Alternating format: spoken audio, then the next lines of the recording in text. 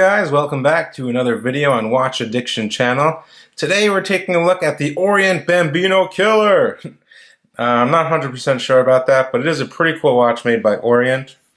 This is the Orient Classic Automatic, or the Orient Small Seconds. Not 100% sure on the official name. There's a bunch of different names floating around. The Orient Classic Automatic, whatever you want to call it. It's basically a dressy watch made by Orient, definitely very affordable. It's I paid about $130 or $140, I believe, about a month ago. And I've been wearing this watch, on and off, getting used to it, and it's a pretty nice watch. Now, the watch did not come on this NATO strap. Let's just start off with that. The watch came on your typical kind of Bambino style leather strap, which I didn't find I liked too much, so I kind of switched it out for this nice kind of green NATO strap. Kind of gives it a bit of a, kind of a militaristic field watch. Kind of weird, but it kind of works, I think it works. Anyway, some basic stuff about this watch. Well, the design is not 100% original. The older vintage Omegas kind of had this 12-3-6-9 layout with the sub-seconds dial at 6. But, it's Orient's kind of interpretation of that, I assume. Now, it is using the F6222 caliber. It's not a high beat movement, but it definitely is pretty accurate. I would say about 8 seconds a day, which is not all that bad. We do get a date aperture at 3, a pull push crown, your nice little sub-seconds register at 6 o'clock, nice polished bezel, domed mineral crystal, which is really, really nice. Brushed sides, we get a signed crown as well. This movement is hackable and hand-windable, which is really nice. And we do get an exhibition case back as well, which we'll get to in a little bit there. Now, some basic dimensions on the watch, if you're curious. We are looking at 40.5 millimeters across without the crown. In terms of thickness, we are looking at 12 millimeters thick here. Not really a thick watch, fits real nice on the wrist, and that's one reason the NATO kind of works on this. Kind of gives it a bit more, presence on the wrist compared to a leather strap. But, I am thinking about buying a 21 millimeter leather strap. And that's one thing you should take into consideration. This is a 21 millimeter lug width instead of your standard 20 or 22. So it's kind of harder to find straps, but they do make a lot of 21 millimeter straps nowadays.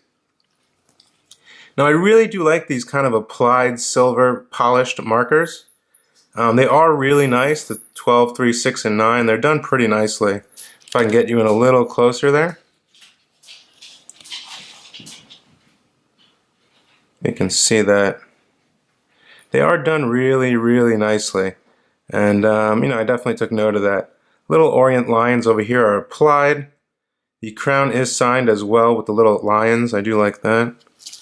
But let me jump over to the case back, show you guys actually the movement.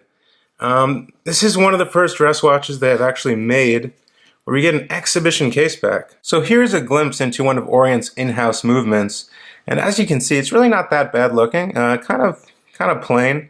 They did go off and finish the rotor though, as you can see with the Orient logo, and they cut out the left and the right. See the little balance wheel going there. Not a bad looking movement. It does say Epson, as you can see here. And the Epson Corporation is actually owned by Seiko. So Seiko kind of owns Orient. The case back is screwed down. It's completely polished. And I believe this movement has 24 jewels, which is not too bad. Let me get the strap back on and we'll finish up here. Now here's the watch on my 6.5 inch wrist. Fits really nice. As you can see, I get a bit more wrist presence with this NATO strap, as you can see. I think you can wear this watch either casual, dressy. Obviously throw it on a leather strap if you're going to dress it up. But kind of casual, with a nice shirt, a polo shirt or something, and some jeans. I think you can pull it off.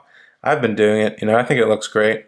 I love the domed sapphire crystal, the nice finishing. The finishing is really good, and that's something I took note of.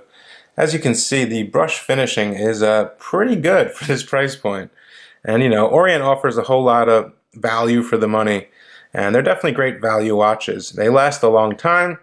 And just to show you the self-winding, it's pretty smooth. And once you get down there, it is a little bit gritty. But it's not all that bad. And then the second position, let me move the hands out of the way here.